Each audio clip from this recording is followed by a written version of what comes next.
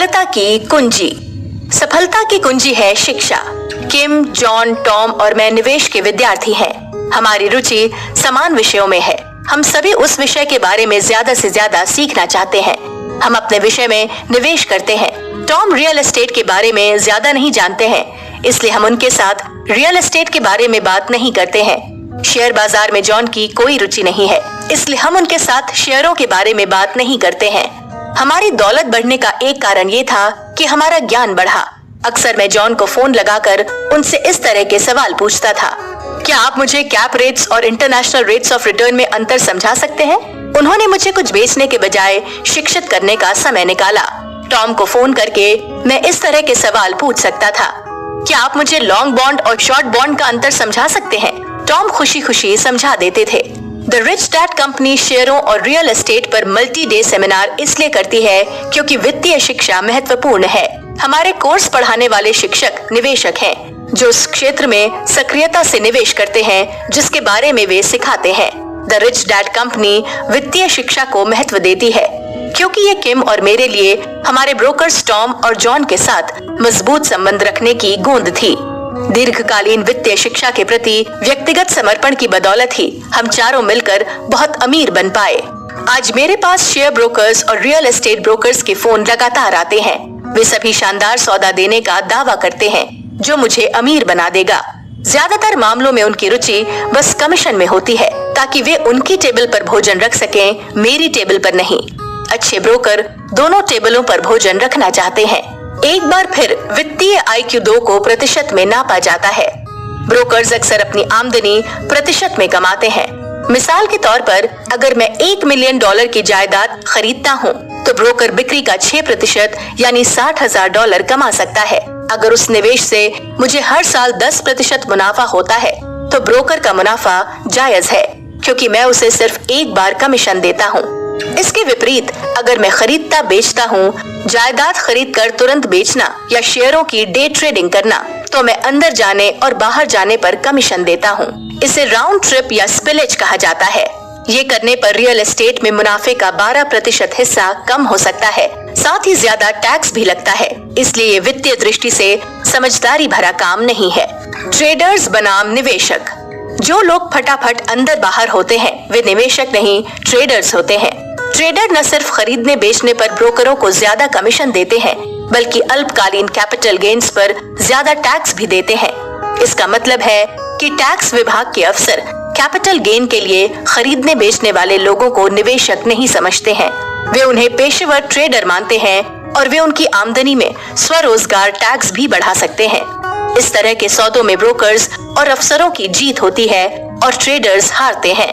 वित्तीय दृष्टि से समझदार निवेशक जानते हैं कि समझदारी से अच्छे ब्रोकर्स के साथ निवेश करके सौदे की फीस और टैक्स को न्यूनतम कैसे किया जाता है। तीव्र अदला बदली। बरसों पहले एक दोस्त की मां के दोस्ताना शेयर ब्रोकर ने उनके अकाउंट में तीव्र अदला बदली यानी चर्निंग की। इसका मतलब है कि ब्रोकर ग्राहक की तरफ से बहुत तेजी से शेयर खरीदता बेचता है। इस मंथन का परिणाम ये होता है कि ब्रोकर को कमीशनों के जरिए काफी कमाई होती है और ग्राहक का पोर्टफोलियो कम होता जाता है। इसलिए किसी ब्रोकर को पैसे सौंपने से पहले उसका चयन सावधानी से करें। ब्रोकर से इतना तो पूछ ही लें कि क्या आप उनके कुछ ग्राहकों से फोन पर बात कर सकते हैं। याद रखें, टॉम और जॉन जैसे अच्छे ब्रोकर आपको अमीर बना सकते हैं, जबकि बुरे ब्रोकर आपको गरीब बना सकते हैं। व्यवसाय। सभी व्यवसायों को कुछ न कुछ बेचना पड़ता है। अगर उनका सामान नहीं बिक पाता है तो वे कारोबार से बाहर हो जाते हैं। मैं अक्सर पूछता हूँ, इस व्यवसाय का प्रोडक्ट या सेवा मुझे ज्यादा अमीर बना रही है या गरीब? कई मामलों में प्रोडक्ट या सेवा आपको नहीं बल्कि कंपनी को ज्यादा अमीर बनाती है। कई व्यवसाय आपको ज्यादा गरीब बनाने की पूरी कोशिश करते हैं। मिसाल के तौर पर कई बड़े डिपार्टमेंट स्टोर्स खुद के क्रेडिट कार्ड चलाते हैं। सबसे बुरे क्रेडिट कार्ड जो किसी व्यक्ति के पास हो सकते हैं। वे आपको उनका क्रेडिट कार्ड इसलिए देना चाहते हैं क्योंकि उनकी कंपनी को बैंक से कमीशन मिलता है। क्रेडिट कार्ड जारी करने वाला स्टोर बैंक का ब्रोकर होता है। गौर करें कि ब्रोकर और बैंकर दोबारा प्रकट हो गए हैं। गरीब बनाने वाले प्रोडक्ट्स खरीदने के लिए क्रेडिट कार्ड का इस्तेमाल करना। इतने सारे लोगों के वित्तीय दृष्टि से संघर्ष करने का एक कारण ये है कि वे ऐसे प्रोडक्ट्स खरीदते हैं जो उन्हें ज्यादा गरीब बनाते हैं। और फिर वे ऊंचे ब्याज वाले क्रेडिट कार्ड से बरसों तक उस प्रोडक्ट की कीमत चुकाकर और ज्यादा गरीब बनते हैं। मिसाल के तौर पर अगर मैं क्रेडिट कार्ड से जूते खरीदता हूँ और क्रेडिट कार्ड के बिल को चुकाने में कई वर्ष लगाता हूँ, तो मैं बरसों तक ऐसे प्रोडक्ट की कीमत चुका रहा हूँ जो मुझे ज्यादा अमीर नहीं बल्कि ज्यादा गरीब बनाता है। गरीब लोग गरीब बनाने वाले प्रोडक्ट्स खरीदते हैं और फिर बरसों तक भुगतान करते रहते हैं, साथ ही ऊंचा ब्याज चुकाते रहते हैं। अगर आप अमीर बनना चाहते हैं तो उन व्यवसायों के ग्राहक बने जो आपको ज्यादा अमीर बनाने के प्रति समर्पित हो। मिसाल के तौर पर मैं कई निवेश न्यूज़लेटर्स और वित्तीय पत्रिकाओं का दीर्घकालीन ग्राहक हूँ। मैं शैक्षणिक प्रोडक्ट्स और सेमिनार बेचने वाले व्यवसायों का भी ग्राहक हूँ। दूसरे शब्दों में मैं अपने कुछ प्रतिस्पर्धियों का अच्छा ग्राहक हूँ। मैं ऐसे प्रोडक्ट्स या सेवाओं पर पैसे खर्च करना पसंद करता हूँ जो मुझे ज्यादा अमीर बनाते हैं। दुल्हन और प्रेमिका। हम सभी जानते हैं कि कुछ लोग पैसे की खातिर शादी करते हैं। पुरुष और स्त्री दोनों ही प्रेम के बजाय पैसों के लिए शादी करते हैं। इसे पसंद करें या ना करें, पैसा हर विवाह में महत्वपूर्ण भूमिका निभाता है। द ग्रेट गैट्सबी फिल्म में एक पंक्ति है, अमीर लड़कियां गरीब लड़कों से शादी नहीं करती हैं। ये पंक्ति फिल्म के लिहाज से अच्छी हो सकती है, लेकिन सच्चाई ये है कि ऐसे गरीब लड़कियां और लड़के होते हैं जो अमीर लोगों के पैसे की खातिर उनसे शादी करते हैं। प्रेम शिकारी। अमीर डैडी पैसे की खातिर शादी करने वाले लोगों को प्रेम शिकारी कहते थे। आपके पास जितना ज्यादा पैसा होता है वो आपसे उतना ही प्रेम करते हैं। बहुप्रचारित तलाक में पॉल मैककार्टनी को अपनी 1 अरब की जायदाद में से 50% देना पड़ा था। ये बहुत ज्यादा पैसा है। इससे ये पता चलता है कि मैककार्टनी ने संगीत में बहुत सारा पैसा कमाया है, लेकिन वित्तीय IQ 2 की कमी के कारण उन्हें बहुत नुकसान हुआ था, जो विवाह पूर्ण नियोजन से नहीं होता। मेरे मित्र डोनाल्ड ट्रंप कहते हैं, शादी करने से पहले विवाह पूर्व अनुबंध कर लें। विवाह पूर्व अनुबंध उच्च वित्तीय IQ 2 का संकेत है। कुछ वर्षों के विवाह की खातिर जीवन भर की आधी कमाई गंवाना कम वित्तीय IQ 2 का संकेत है। अमीर डैडी कहते थे, जब आप प्रेम और पैसे में घाल मेल कर देते हैं तो अक्सर वित्तीय बुद्धि नहीं बल्कि वित्तीय पागलपन का बोलबाला रहता है। जब किम और मैंने शादी की तो हम में से किसी के पास भी पैसे नहीं थे, इसलिए मैं जानता हूँ कि हमने पैसे की खातिर शादी नहीं की थी।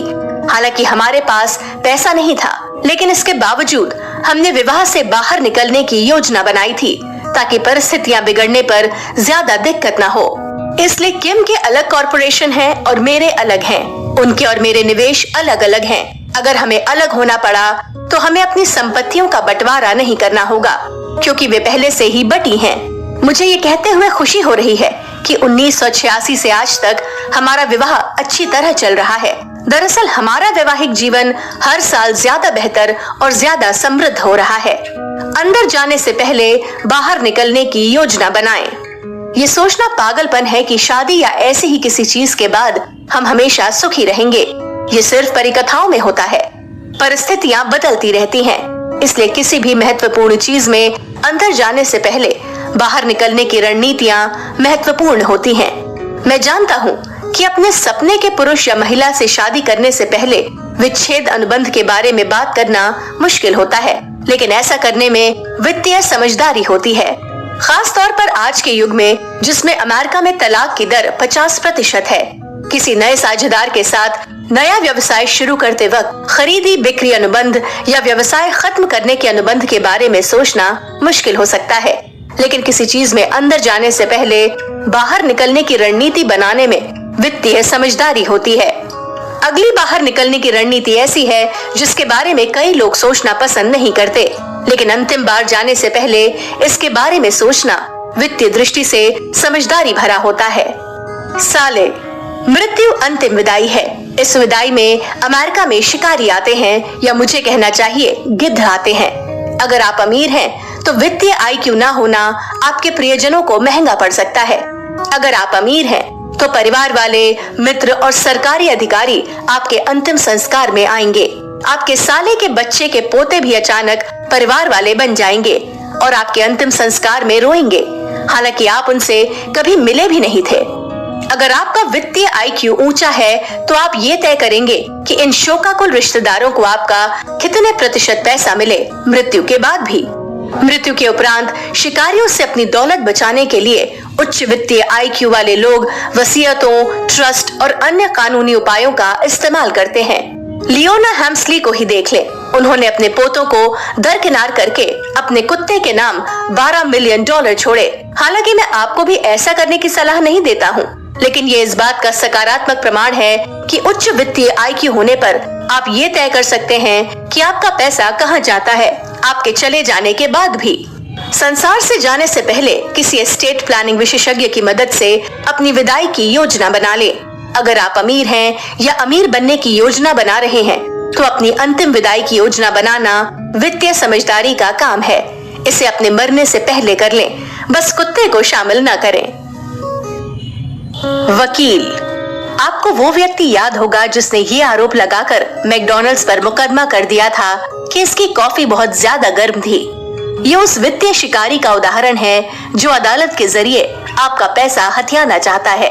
करोड़ों लोग अमीर बनने के लिए मुकदमे का इस्तेमाल करने का बहाना खोज रहे हैं, इसलिए यहाँ वकीलों का जिक्र किया जा रहा है। ऐसे वकील हैं जिनका जीवन में एकमात्र उद्देश्य आपको अदालत में घसीटना और आपका पैसा झटकना है। बहुत से शिकारी ताक में घूम रहे हैं, ये जानते हुए वित्तीय बुद्धि वाले इंसान को ये 3 चीजें करनी चाहिए। अपने नाम पर कोई मूल्यवान चीज न रखें। मेरे गरीब डैडी गर्व से कहते थे, मेरा मकान मेरे नाम पर है। वित्तीय दृष्टि से स्मार्ट लोगों के मकान उनके नाम पर नहीं होते। 2, तुरंत व्यक्तिगत दायित्व बीमा खरीदें। याद रखें, आप बीमा जरूरत के समय नहीं खरीद सकते, आपको तो इसे जरूरत पड़ने से पहले खरीदना होता है। 3, कानूनी संस्थाओं में मूल्यवान संपत्तियां रखें। अमेरिका में अच्छी कानूनी संस्थाएं हैं C कॉर्पोरेशन, S कॉर्पोरेशन, सीमित दायित्व कॉर्पोरेशन LLC और सीमित दायित्व साझेदारियां LLP। बुरी कानूनी संस्थाएं भी होती हैं, जैसे सोल प्रोप्राइटरशिप और जनरल पार्टनरशिप। विडंबना देखें, ज्यादातर छोटे व्यवसाय मालिक बुरी संस्थाओं में होते हैं। नियम बदल गए हैं।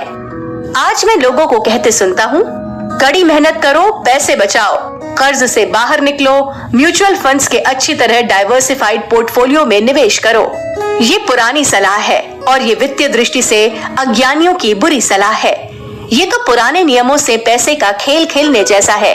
आज अमेरिका में जो कर्मचारी ज्यादा पैसे कमाने के लिए कड़ी मेहनत करते हैं, उन्हें ज्यादा टैक्स देना पड़ता है। वे बचत करके भी पराजित होते हैं, क्योंकि अब डॉलर धन नहीं रह गया है, बल्कि एक मुद्रा बन गया है जिसका मूल्य लगातार घट रहा है। वे ज्यादा अमीर बनने के लीवरेज के रूप में कर्ज का इस्तेमाल करना नहीं सीखते हैं। इसके बजाय वे कर्ज से बाहर निकलने के लिए कड़ी मेहनत करते हैं। करोड़ों अमेरिकी कर्मचारी पैसा 401A रिटायरमेंट योजना में बचत करते हैं, जिसमें म्यूचुअल फंड्स भरे पड़े हैं। स्कूल में वित्तीय शिक्षा के अभाव की वजह से चतुर जेब कतरे कर्मचारियों की जेब काट लेते हैं। इतिहास पर एक नजर डालें। इतिहास को पलटकर देखने पर अमेरिका और संसार में धन के नियमों को बदलते देखना आसान है। आपको बताया जा चुका है कि पैसा बचाना वित्तीय दृष्टि से नादानी क्यों है। ये परिवर्तन 1971 में हुआ। 1943 में अमेरिकी सरकार द्वितीय विश्व युद्ध लड़ने के लिए बुरी तरह पैसा चाहती थी। तब इसने एक कानून पारित किया जिसने सरकार को अनुमति दी कि ये कर्मचारी को वेतन मिलने से पहले उसके वेतन में से पैसे ले सकती है। दूसरे शब्दों में, कर्मचारी को वेतन मिलने से पहले ही सरकार को इसका हिस्सा मिल जाता है। आज अगर आप अमेरिका में नौकरी करते हैं तो आपके पास टैक्स के खिलाफ कोई सुरक्षा नहीं है। आपको किसी CPA की जरूरत नहीं है, क्योंकि CPA आपके पैसे को सुरक्षित करने के लिए ज्यादा कुछ कर ही नहीं सकता। लेकिन अगर आप किसी व्यवसाय के स्वामी या निवेशक हैं, तो सरकार के जाल में कई छिद्र हैं जिनमें से आप तैरकर निकल सकते हैं। मैं बाद वाले अध्याय में इनमें से कुछ छिद्रों के बारे में बताऊंगा।